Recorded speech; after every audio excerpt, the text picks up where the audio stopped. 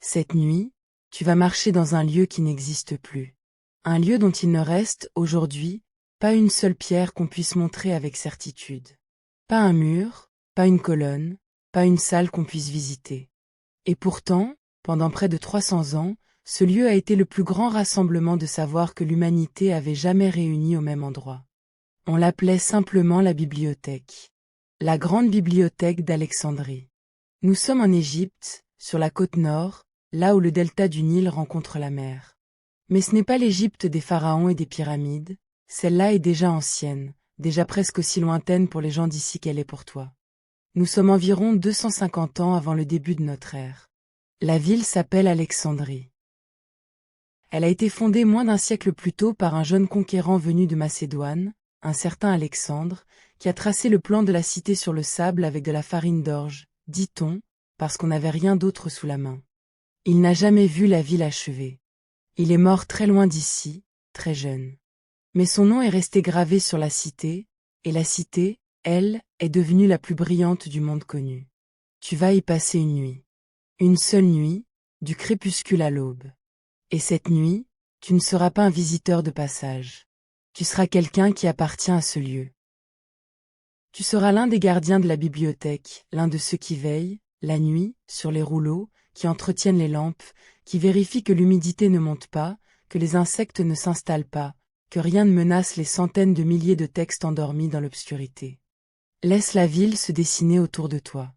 C'est la fin du jour. Le soleil descend sur la Méditerranée, et toute la mer, à l'ouest, s'est changée en une nappe de cuivre et d'or. Tu es debout sur une terrasse de pierre blanche, et devant toi s'étend le grand port. Des dizaines de navires y sont à l'ancre, leurs manes dressées contre le ciel rose. Plus loin, sur une langue de terre qui ferme le port, se dresse une tour immense, la plus haute construction que l'humanité ait élevée depuis les pyramides, le phare. Le phare d'Alexandrie. Une tour de pierre claire de plus de 100 mètres de haut, à son sommet de laquelle brûle, jour et nuit, un grand feu dont la lumière, renvoyée par un miroir de bronze poli, se voit, dit-on, à des dizaines de kilomètres au large. En ce moment précis, alors que la nuit approche, tu vois les gardiens du phare allumer le foyer. Une lueur orange naît tout là-haut, tremblante d'abord, puis franche, et elle commence à balayer la mer obscure. Reste encore un instant sur cette terrasse, et laisse la ville t'envahir par tous les sens. D'abord les sons. Le grand port qui s'endort produit une rumeur faite de 1000 petites choses. Le clapot de l'eau contre les coques de bois. Le grincement des cordages et des poulies sur les navires amarrés. Le cri lointain d'un marin qui a un autre marin d'un bateau à l'autre. Le roulement sourd d'un tonneau qu'on fait avancer sur un quai. Et, par-dessus tout cela, le murmure continu de la mer elle-même, qui respire contre les digues, vague après vague, depuis toujours. Plus près de toi, dans les jardins du quartier royal, des oiseaux de nuit commencent à s'appeler, et les feuilles des palmiers bruissent sous la brise tiède qui vient du large. Puis les odeurs. L'air d'Alexandrie est un mélange unique au monde. Il y a l'iode et le sel de la mer. Il y a la fumée des feux de cuisine qui montent des maisons de la ville basse, où l'on prépare le repas du soir. Il y a le parfum poivré et résineux de l'encens qu'on brûle dans les temples, qui se mêle à celui des fleurs des jardins. Et il y a, partout, l'odeur tiède de la pierre chauffée par le soleil de la journée, qui rend maintenant, dans la fraîcheur du soir, toute la chaleur qu'elle emmagasinait. Un chat passe près de toi, sans bruit, et te frôle la jambe avant de disparaître dans l'ombre d'une colonne. Il y a beaucoup de chats, ici. En Égypte, on les respecte depuis des temps immémoriaux, ils étaient autrefois associés aux divinités, et même si l'Égypte des pharaons appartient déjà au passé, l'amour des chats, lui, est resté. Dans la bibliothèque, on les tolère volontiers, ils chassent les souris et les rats, qui sont les pires ennemis des rouleaux après le feu et l'humidité. Un rongeur peut grignoter en une nuit un texte que personne ne pourra jamais recopier. Alors les chats sont, à leur manière, des gardiens eux aussi. Tes collègues silencieux. Tu te retournes vers l'intérieur de la ville. Derrière toi s'étend un ensemble de bâtiments reliés par des colonnades, des jardins, des allées plantées d'arbres. Ce quartier porte un nom, le Brouchion, le quartier royal. C'est ici que vivent les rois d'Égypte de cette époque, non plus des pharaons égyptiens, mais une dynastie venue de Grèce, les Ptolémées, des descendants d'un général d'Alexandre qui s'est emparé de l'Égypte après la mort du conquérant. Et c'est l'un de ces rois, il y a déjà 2 ou 3 générations, qui a eu une idée d'une ambition presque folle. L'idée, c'était de rassembler en un seul lieu tous les livres du monde. Pas une partie, pas une sélection. Tous, absolument tous. Tous les textes écrits dans toutes les langues, sur tous les sujets, par tous les peuples. La poésie et les mathématiques, la médecine et l'astronomie, les pièces de théâtre et les traités de géographie, les lois et les recettes, les mythes et les observations du ciel. Réunir, en un seul endroit, la totalité de ce que l'esprit humain avait jamais consigné par écrit.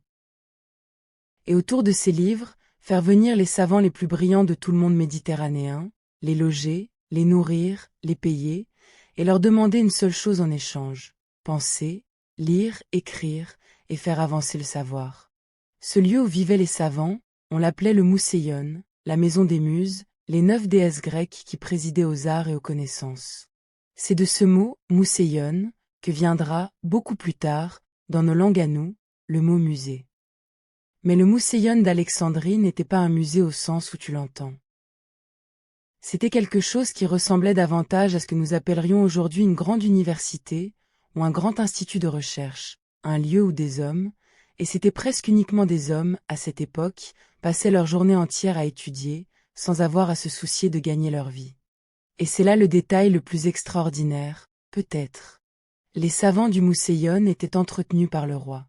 Ils étaient logés sur place, dans le quartier royal, parmi les plus beaux bâtiments de la ville. Ils étaient nourris. Il y avait une grande salle à manger commune, où ils prenaient leur repas ensemble, aux frais du trésor royal. Ils recevaient une pension, un salaire, pour vivre. Et ils étaient même exemptés d'impôts. En échange, on ne leur demandait rien d'autre que de penser, de lire, d'écrire, d'enseigner et de chercher. C'était, dans le monde antique, une situation absolument unique.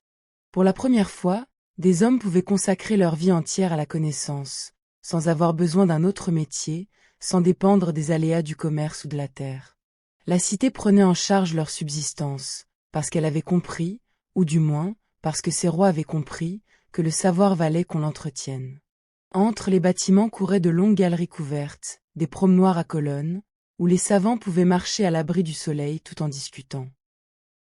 Car une grande partie du travail se faisait ainsi, en marchant et en parlant, 2 par 2 ou en petits groupes, à l'ombre des portiques, dans les jardins plantés d'arbres, au bord des bassins.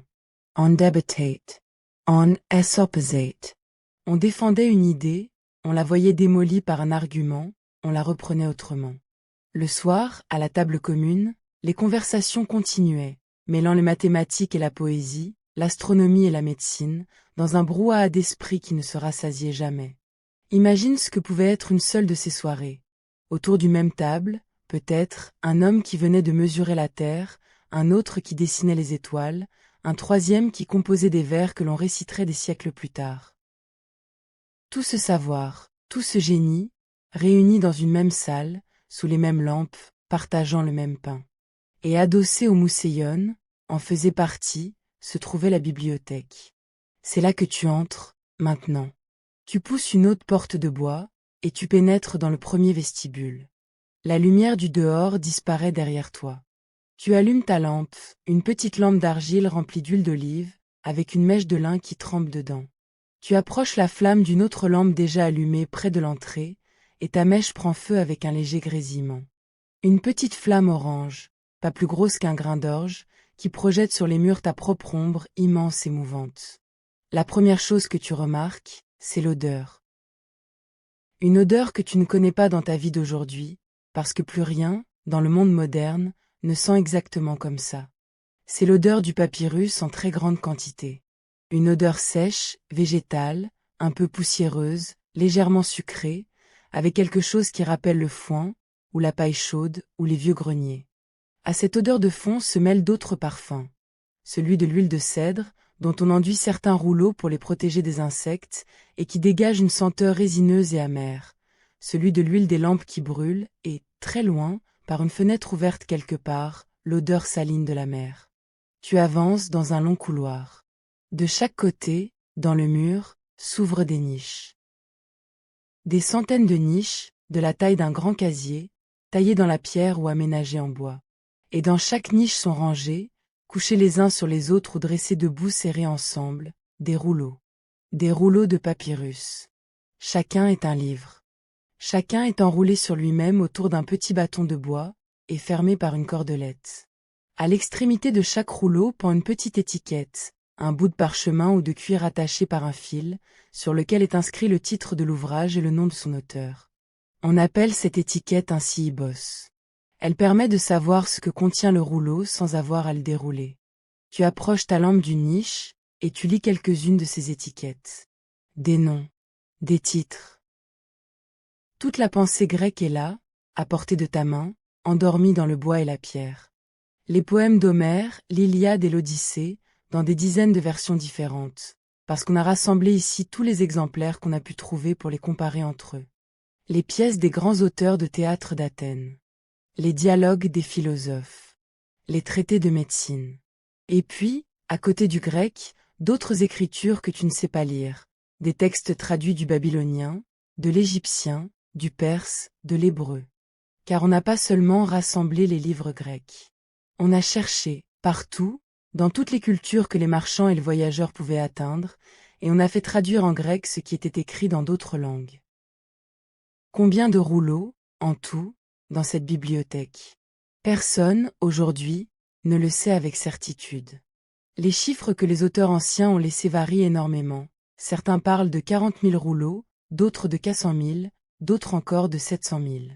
Il faut être prudent avec ces nombres. Ils ont été écrits longtemps après, parfois des siècles plus tard, par des gens qui n'avaient pas vu la bibliothèque de leurs yeux, et qui avaient peut-être intérêt à exagérer la grandeur de ce qui avait été perdu.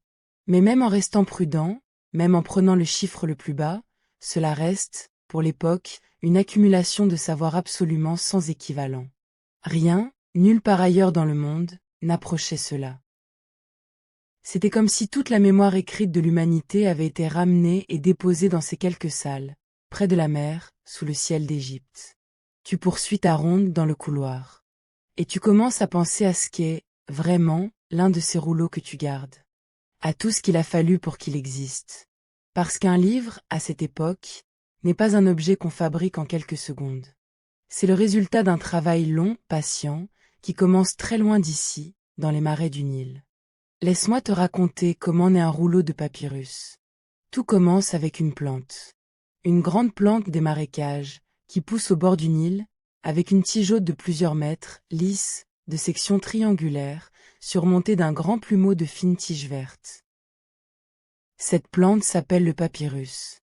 Les Égyptiens l'exploitent depuis des milliers d'années, bien avant les Grecs, bien avant Alexandrie. On la coupe au ras de l'eau, on la rapporte par brassées entières. Pour faire une feuille à écrire, on prend la tige, et on en retire l'écorce verte de l'extérieur. À l'intérieur, il y a une moelle blanche, tendre, gorgée d'eau. On découpe cette moelle en longues bandes très fines, à l'aide d'un couteau ou d'une aiguille. Puis on dispose ces bandes côte à côte sur une surface plane, en les faisant se chevaucher un peu, jusqu'à former un premier lit. Et par-dessus ce premier lit, on dispose un second lit de bandes, mais cette fois perpendiculaires aux premières, croisées à angle droit. 2 couches, donc, l'une dans un sens, l'autre dans l'autre. Et là, intervient quelque chose de remarquable. On presse ces 2 couches l'une contre l'autre, longuement, soit en les martelant, soit en posant dessus un poids lourd pendant des jours. Et la plante, en se pressant ainsi, libère sa propre sève, une substance collante naturelle. Il n'y a pas besoin d'ajouter de la colle. La plante se colle à elle-même. Les fibres s'entremêlent, la sève les soude, et l'eau s'évapore. Quand on retire le poids, après plusieurs jours de séchage au soleil, on a une feuille unique, mince, souple, solide, d'une belle couleur claire allant du blanc crème au beige doré. On en polit la surface avec une pierre lisse ou un coquillage, pour qu'elle soit bien régulière sous le calame, le roseau taillé qui sert à écrire. Une feuille seule ne suffit pas pour un livre.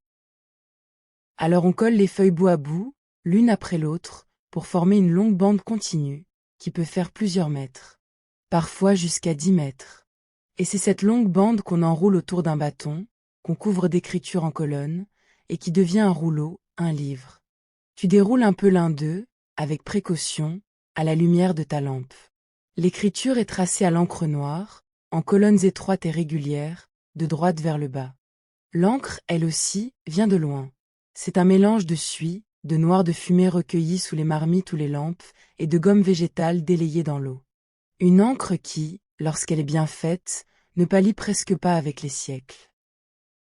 Certains des textes que tu tiens là ont peut-être été copiés il y a 100 ans, et leur encre est encore aussi noire qu'au premier jour. Tu réenroules le rouleau, tu remets la cordelette, tu le replaces dans sa niche.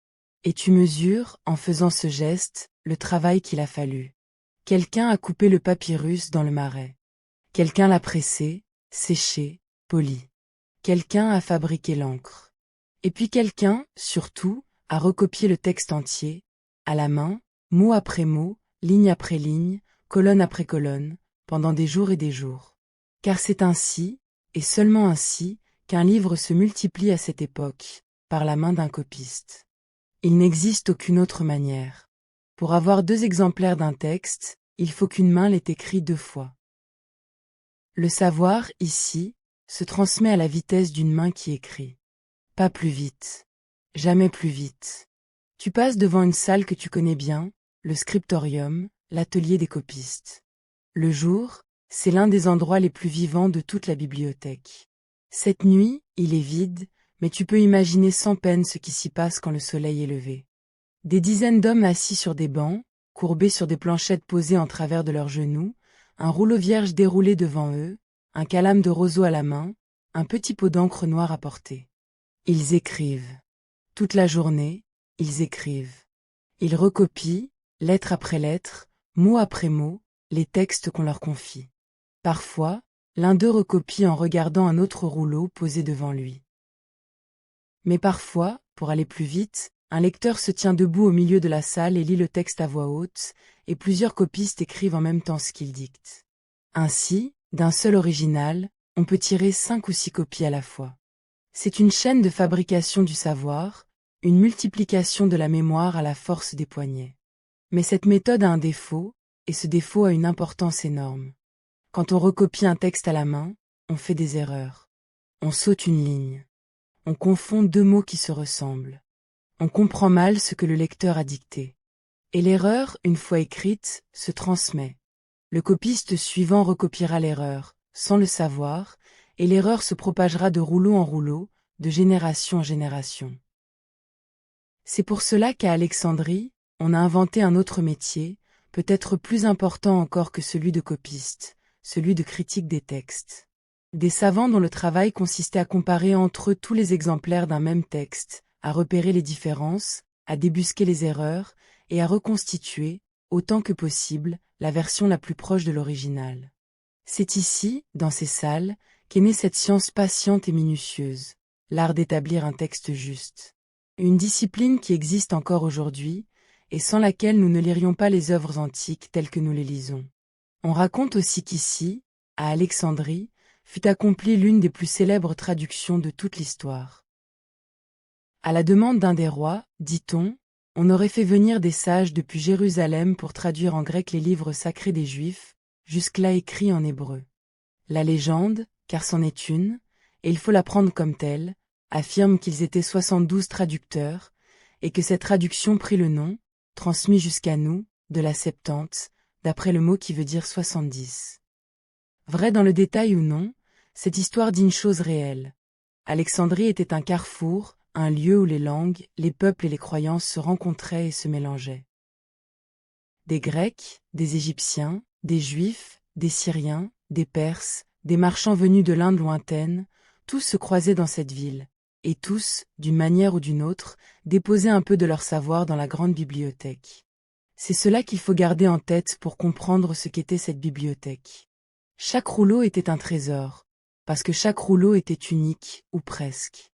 Perdre un rouleau, c'était risquer de perdre un texte pour toujours, si aucune autre copie n'existait ailleurs.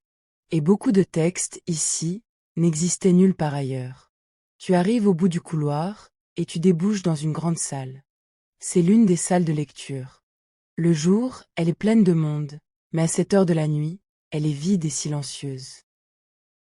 Le plafond se perd dans l'obscurité, hors de portée de ta lampe. Au centre, de longues tables de bois. Et tout autour, des sièges, des bancs, et encore des niches pleines de rouleaux le long des murs. Des lampes suspendues, éteintes pour la nuit, pendent au bout de leur chaîne. Tu traverses la salle, et le bruit de tes pas se répercute en écho contre les murs de pierre. Ferme un instant les yeux, et imagine cette même salle en plein jour. La lumière entre à flots par les hautes fenêtres. Les lampes sont éteintes, inutiles, car le soleil suffit. Aux longues tables sont assis des hommes de tous âges et de tout pays. Un vieux savant à la barbe blanche déroule avec précaution un rouleau très ancien, et suit les lignes du doigt en remuant les lèvres. À côté de lui, un jeune homme venu d'une cité lointaine recopie un passage sur une tablette de cire, pour l'emporter. Plus loin, deux hommes discutent à voix basse en pointant ensemble un même endroit d'un texte, en désaccord, cherchant qui a raison. Un esclave lettré va et vient, apportant les rouleaux qu'on lui demande, les rangeant après usage. Quelqu'un éternue à cause de la poussière. Quelqu'un d'autre s'est endormi sur sa table, vaincu par la chaleur de l'après-midi, la joue posée sur son bras. Ils viennent de partout. D'Athènes, de Syracuse, de Rhodes, des cités d'Asie, des îles, des rivages d'Afrique. Ils viennent parce qu'ici, et seulement ici, se trouvent réunis ce qu'ils cherchent. Un médecin veut comparer tous les traités jamais écrits sur une maladie.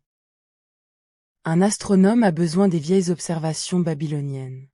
Un poète veut lire toutes les versions d'un mythe pour en tirer la sienne. Un géographe veut consulter les récits des navigateurs. Et tous savent qu'il n'existe au monde qu'un seul endroit où ils pourront trouver tout cela rassemblé, ici. Cette bibliothèque n'est pas seulement un dépôt. C'est un aimant. Elle attire vers Alexandrie les esprits les plus curieux de tout le monde connu, et en les rassemblant, elle les fait se rencontrer, se parler, se féconder les uns les autres. Le vrai trésor de ce lieu, ce ne sont peut-être pas les rouleaux. Ce sont les rencontres que les rouleaux rendent possibles. Mais à cette heure de la nuit, tout cela s'est tu. Les tables sont vides. Les rouleaux sont rangés. Et tu es seul, à traverser la grande salle endormie, gardien d'un silence peuplé de mots. Comment fait-on, te demandes-tu, pour retrouver un rouleau précis dans une telle masse? Comment, parmi des centaines de milliers de textes, quelqu'un peut-il mettre la main sur l'ouvrage exact qu'il cherche? C'est qu'un homme, ici, avant toi, s'est posé exactement la même question. Et la réponse qu'il a inventée est l'une des plus belles choses qui soient nées dans cette bibliothèque. Cet homme s'appelait Callimaque. C'était un poète, originaire de Cyrène, une cité grecque d'Afrique du Nord. Et c'est lui qui, le premier, s'est attelé à mettre de l'ordre dans le chaos des rouleaux. Il a entrepris de dresser un catalogue. Pas une simple liste, un véritable système. Il a classé les ouvrages par grands domaines, la poésie d'un côté, l'éloquence d'un autre, la philosophie, l'histoire, la médecine, les lois, et ainsi de suite. À l'intérieur de chaque domaine, il a rangé les auteurs par ordre alphabétique. Et pour chaque auteur, il a noté son nom, sa cité d'origine, le nom de son père, quelques mots sur sa vie, la liste de ses œuvres, et même, pour chaque œuvre, les tout premiers mots du texte et le nombre total de lignes qu'il contenait. Ce catalogue, il l'a appelé les pinakès, un mot grec qui signifie les tablettes, les tables. On raconte que les pinakès occupaient eux-mêmes 120 rouleaux. Un catalogue si vaste qu'il était devenu, à lui seul, une petite bibliothèque dans la bibliothèque. Prends un instant pour mesurer ce que cela représente. Avant Callimaque, l'idée même de classer avec méthode un savoir, de le rendre repérable, navigable, n'existait pas vraiment sous cette forme. C'est ici, dans ces salles, qu'est née l'une des inventions les plus discrètes et les plus puissantes de toute l'histoire humaine, l'idée qu'on peut organiser la connaissance pour la retrouver. Chaque fois que, dans ta vie d'aujourd'hui, tu cherches un mot dans un dictionnaire, un livre dans une bibliothèque, une information dans un index, tu fais un geste dont la lointaine origine se trouve ici, dans le travail patient d'un poète penché sur ses rouleaux, il y a plus de 2000 ans. Car Callimaque n'était pas seulement un bibliothécaire. C'était aussi, et avant tout, un poète célèbre, l'un des plus admirés de son temps.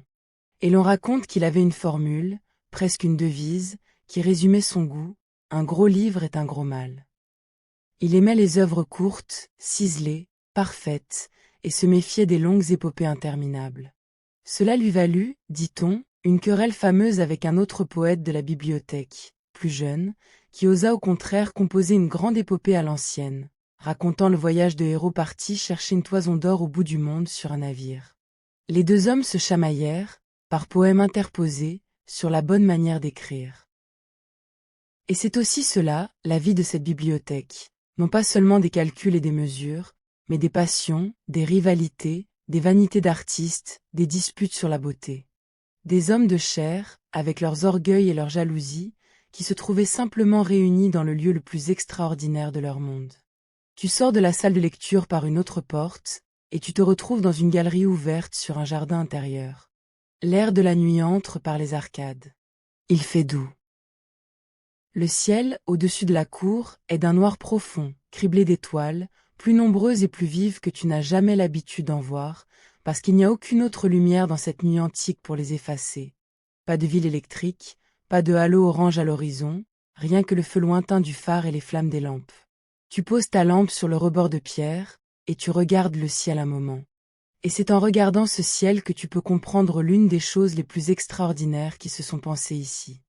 Car des hommes, dans cette bibliothèque, ont regardé ce même ciel, et ils en ont tiré des conclusions d'une justesse stupéfiante, des siècles, parfois des millénaires, avant que le reste du monde ne les rattrape.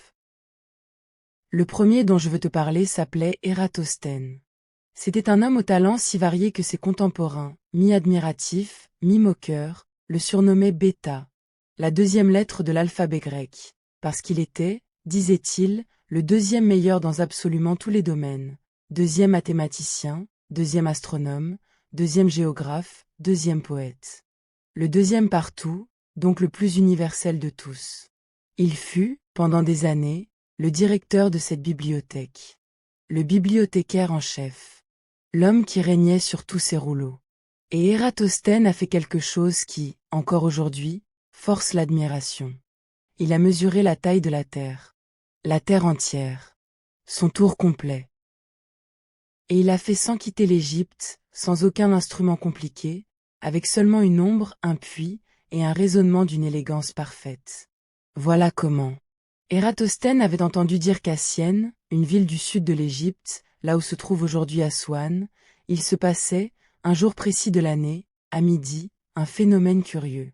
Ce jour-là, le jour le plus long de l'année, à l'instant de midi, le soleil se trouvait exactement à la verticale. Si bien que les rayons descendaient tout droit au fond des puits, éclairant l'eau tout au fond sans laisser la moindre ombre sur les parois. Un bâton planté droit dans le sol, ce jour-là, à Syène, à midi, ne projetait aucune ombre. Le soleil était pile au-dessus.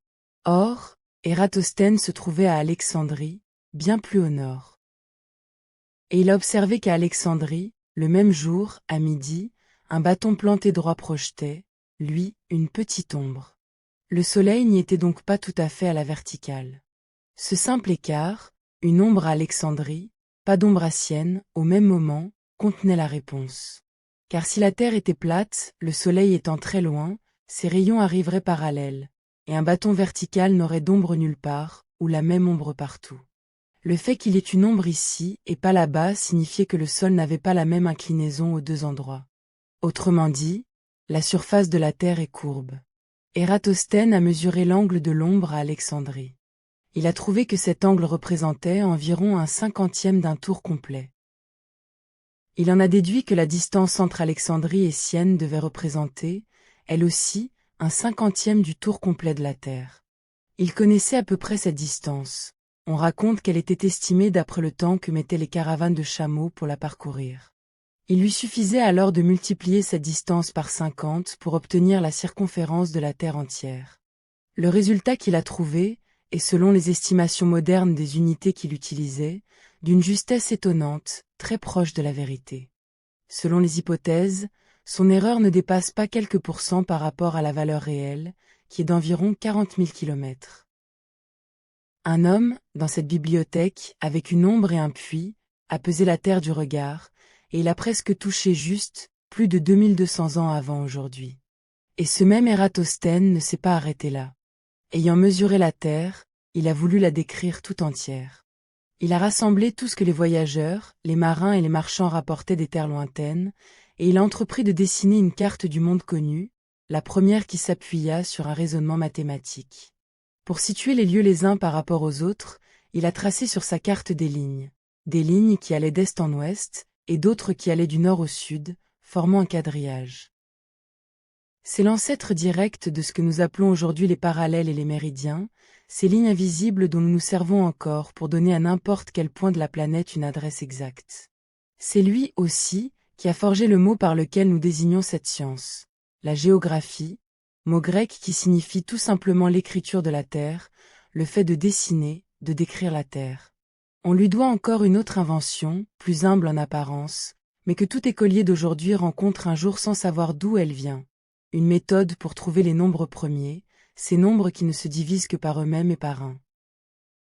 Sa méthode consiste à écrire tous les nombres, puis à barrer un à un tous ceux qui sont des multiples d'un autre, jusqu'à ce qu'il ne reste que les nombres premiers, comme les grains qui restent dans un tamis quand le reste est passé à travers. On l'appelle pour cette raison le crible d'Ératosthène. Un même homme, donc, mesurant la terre, dessinant le monde, et triant les nombres dans son tamis, voilà ce que pouvait être un esprit nourri par cette bibliothèque. Tu restes un moment immobile dans la galerie, la tête levée vers les étoiles, et tu laisses cette idée infuser. Cette nuit, sous ce ciel, des hommes ont compris la forme du monde par la seule force de leur raisonnement. Et ce n'est pas tout. Car il y eut un autre savant, lié à cette tradition alexandrine, qui alla plus loin encore, si loin que personne, pendant presque 2000 ans, n'osa le suivre. Il s'appelait Aristarque. Aristarque de Samo, du nom de l'île grecque où il était né. Et Aristarque a osé écrire une chose que tout le monde, à son époque, trouvait absurde, presque insensée.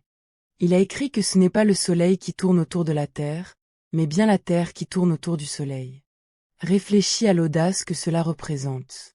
Tout, dans l'expérience quotidienne, semble dire le contraire. Tu vois, chaque matin, le soleil se levait à l'est. Tu le vois monter dans le ciel, traverser la journée, et se coucher à l'ouest.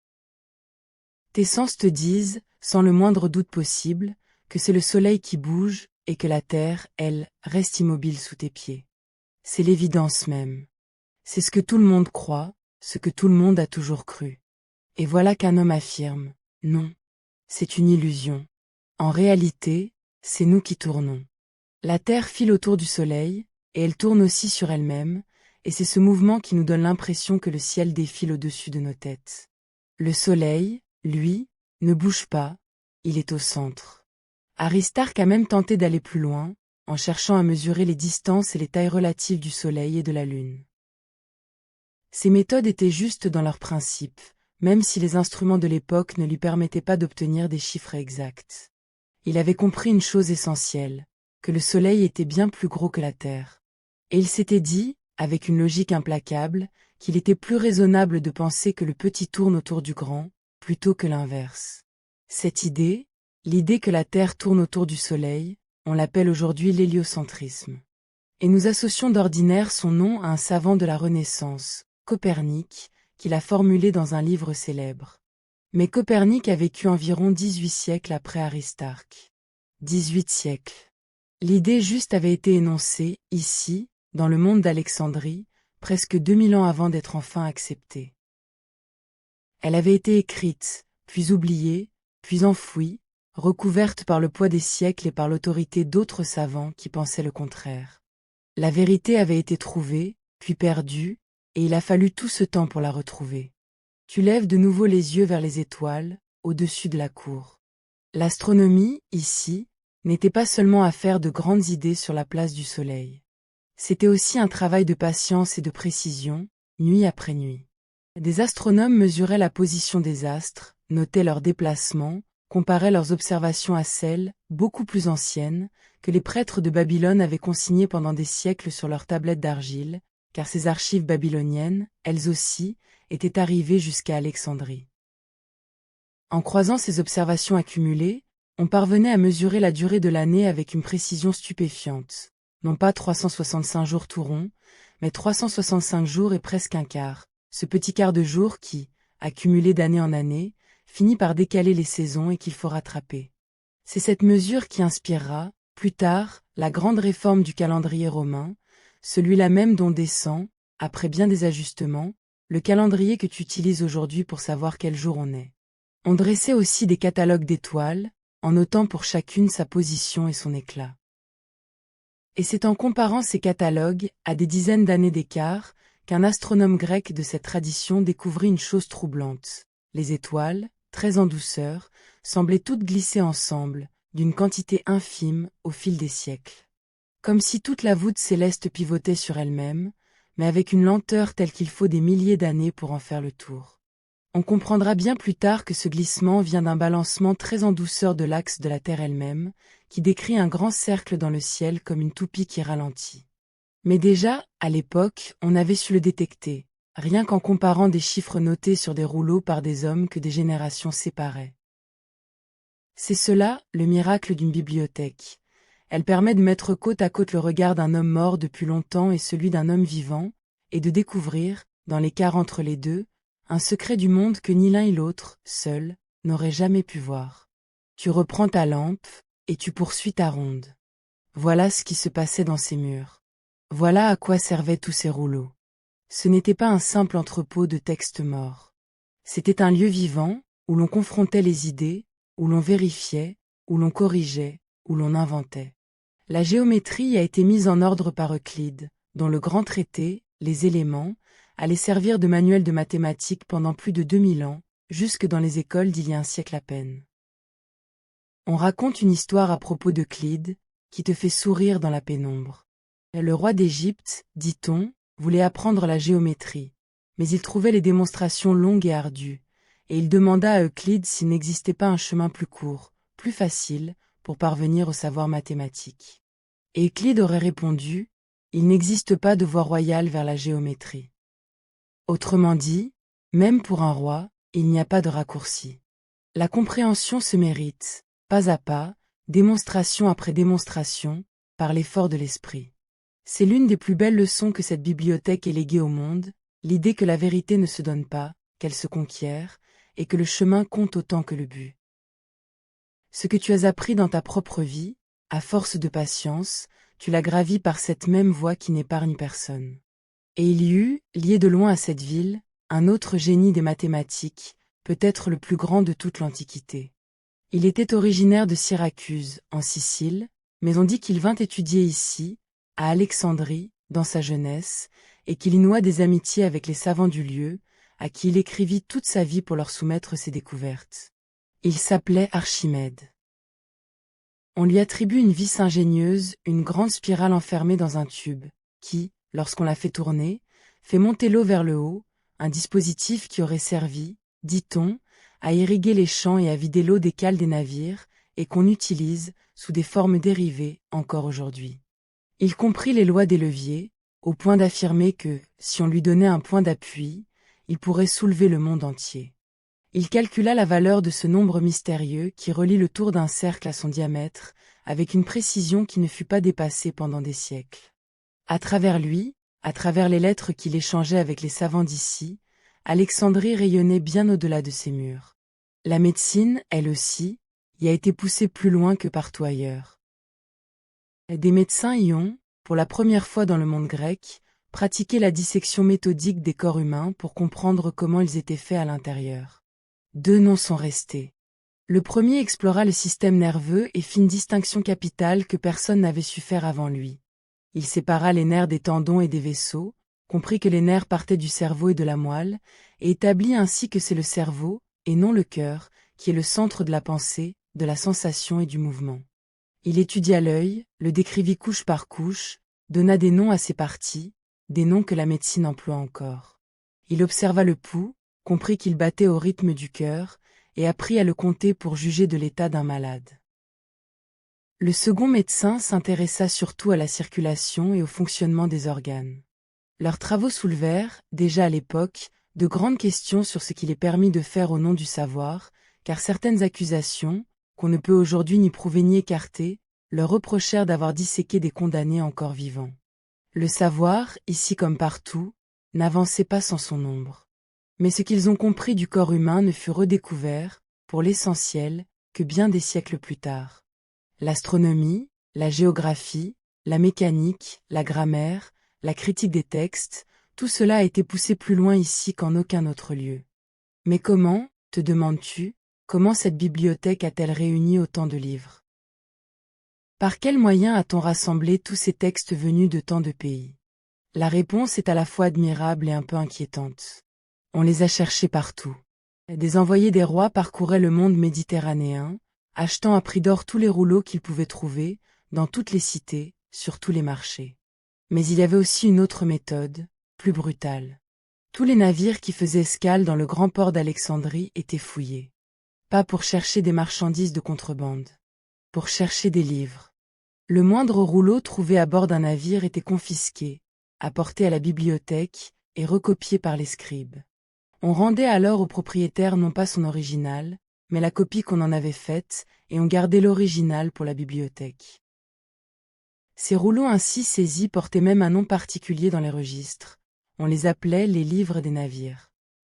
On raconte aussi une autre histoire, qu'il faut prendre pour ce qu'elle est, une histoire, transmise par les auteurs anciens, peut-être embellie. Un roi d'Égypte aurait emprunté à la cité d'Athènes les manuscrits originaux et officiels des grandes tragédies grecques, contre le dépôt d'une somme d'argent énorme comme garantie. Et plutôt que de rendre les originaux, il aurait préféré perdre la somme déposée, gardant les précieux manuscrits et ne renvoyant à Athènes que des copies.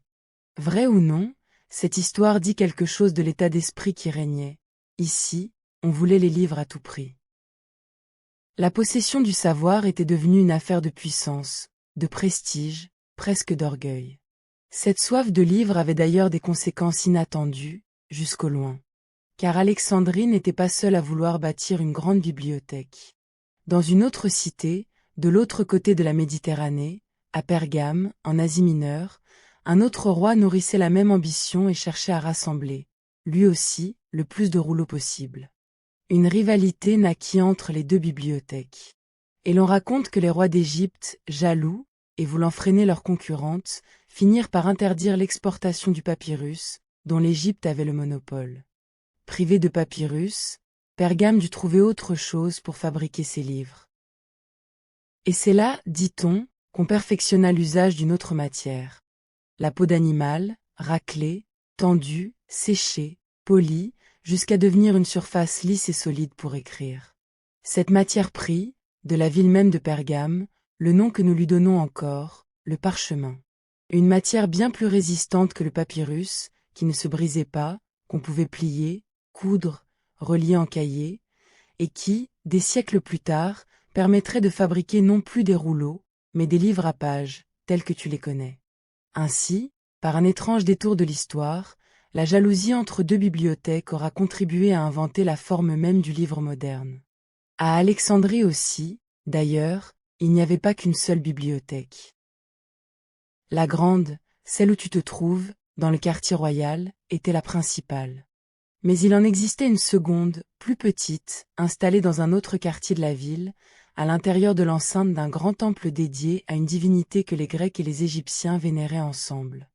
On l'appelait la bibliothèque fille. On y conservait des copies, et c'est là que pouvaient venir consulter les rouleaux ceux qui n'avaient pas accès au quartier royal réservé. Le savoir, à Alexandrie, débordait de partout, se ramifiait, se dédoublait, comme s'il cherchait, déjà, à se mettre à l'abri en se dispersant. Tu marches maintenant dans une partie plus ancienne du bâtiment, où les rouleaux sont les plus précieux, les plus rares, les plus surveillés. Tu vérifies, comme chaque nuit, l'état des lieux.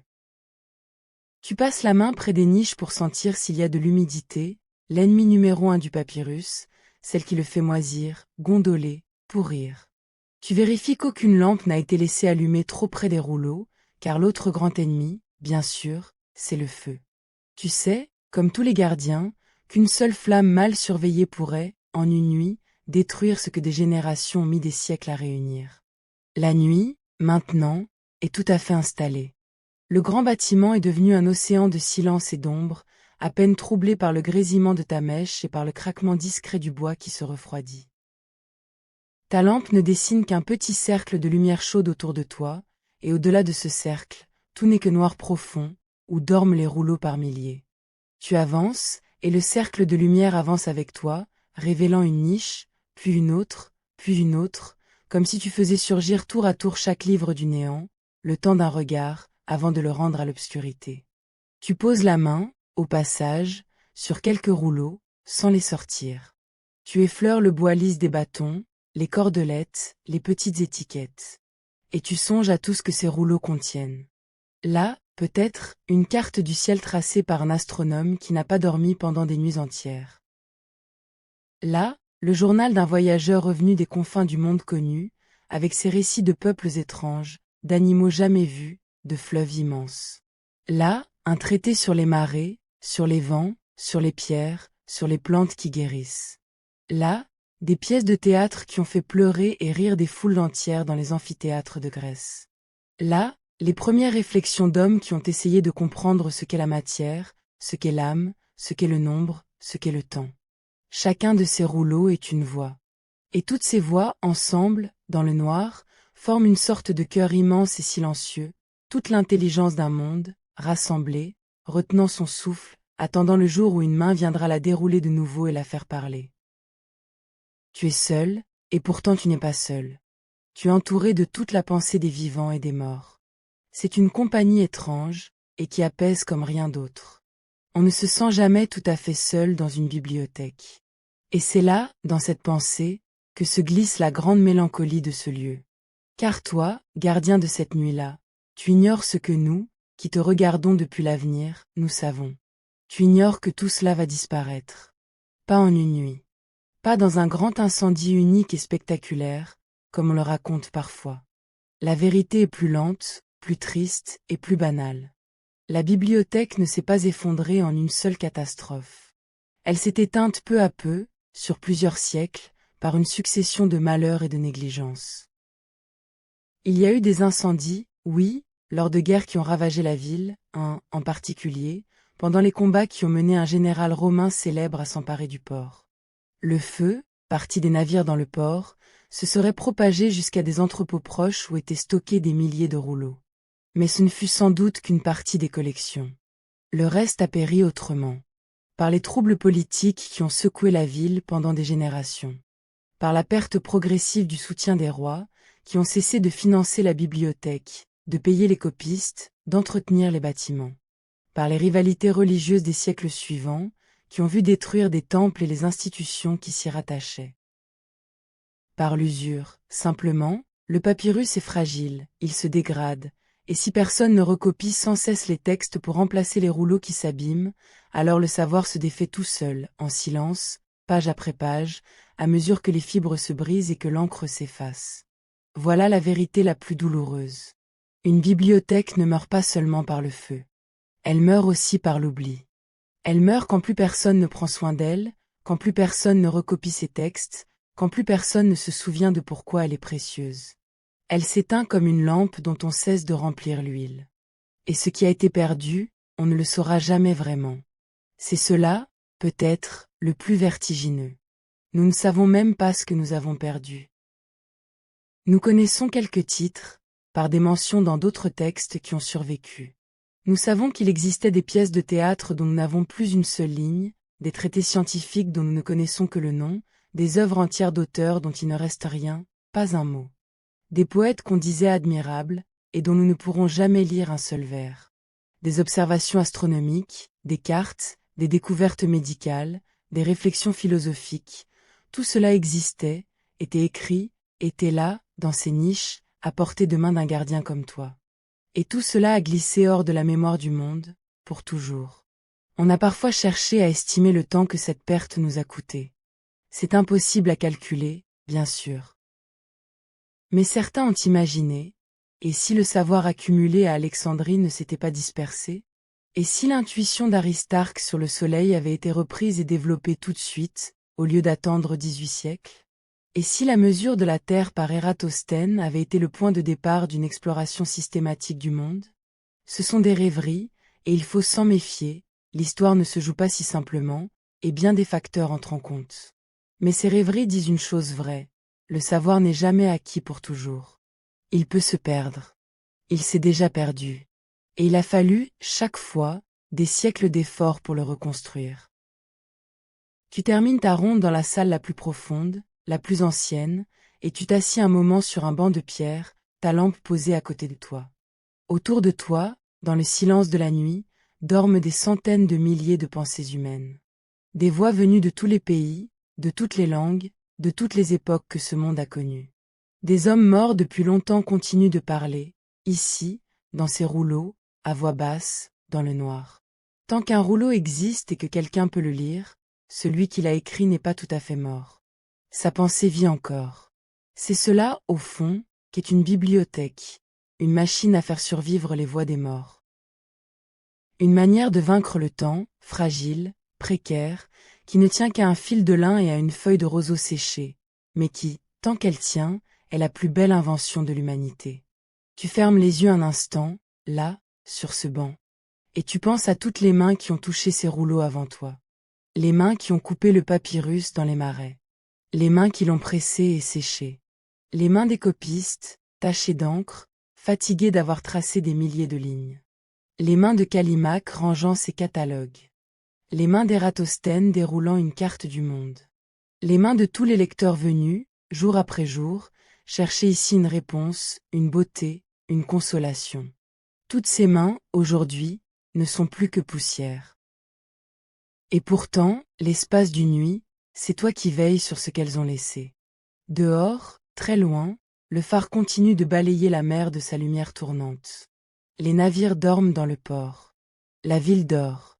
L'Égypte dort sous ses étoiles. Et toi, gardien d'un trésor qui ne sait pas encore qu'il est mortel, tu veilles dans la pénombre tiède, au milieu de tous les livres du monde. Il n'y a rien d'autre à faire, cette nuit, que de rester là. Que de laisser le silence des rouleaux t'envelopper. Que de respirer cet air sec et sucré qui sent le papyrus et le cèdre, et de te dire que, pour quelques heures encore, tout est intact. Tout est là. Rien n'est encore perdu. La flamme de ta lampe baisse un peu. L'huile diminue. Mais ce n'est pas grave. La nuit est calme. Aucune menace ne rôde. Tu peux laisser tes pensées ralentir, comme la flamme qui faiblit, comme la mer qui se retire à marée basse. Il y a quelque chose d'infiniment doux à veiller ainsi sur ce qui compte, pendant que le monde dort. À être celui qui reste éveillé pour que les autres puissent se reposer en paix. Les marins, dans le port, dorment parce qu'ils savent que le phare brûle. La ville dort parce qu'elle sait que des veilleurs comme toi marchent dans la nuit.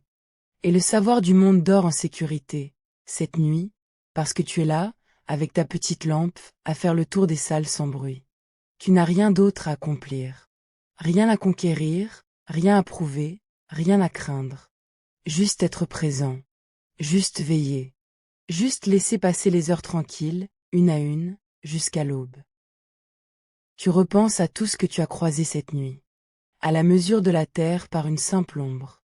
À l'homme qui avait deviné, contre toute apparence, que c'est nous qui tournons autour du soleil. Au poète qui rangeait les rouleaux par ordre alphabétique pour qu'on puisse les retrouver. Au médecin penché sur le mystère du corps.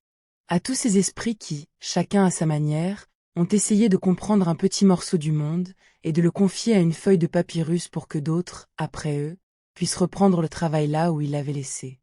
C'est peut-être cela, la plus belle chose que l'humanité ait inventée. Non pas telle ou telle découverte, mais l'idée même de transmettre. L'idée qu'une vie ne suffit pas à comprendre le monde, et qu'il faut donc se passer le flambeau, de main en main, de génération en génération, à travers les rouleaux, à travers les livres, à travers les voix. Chacun ajoute sa petite pierre, puis s'efface, et un autre vient. Toi, cette nuit, tu n'ajoutes pas de pierre. Tu fais quelque chose d'aussi nécessaire, tu protèges les pierres déjà posées. Tu gardes la flamme allumée pour celui qui viendra après toi. Tu penses à cette idée étrange et apaisante, que tout ce savoir, toutes ces pages, toutes ces découvertes, ont d'abord eu besoin que quelqu'un, dans le noir, en prenne soin. Que le savoir, comme le sommeil, a besoin de gardiens silencieux. De gens qui veillent pendant que les autres dorment. De petites flammes patientes au milieu de la grande obscurité. Et cette nuit, c'est toi. Le ciel, dehors, commence à peine, tout au loin, à pâlir vers l'est, mais il reste encore des heures avant l'aube. Tu as tout le temps.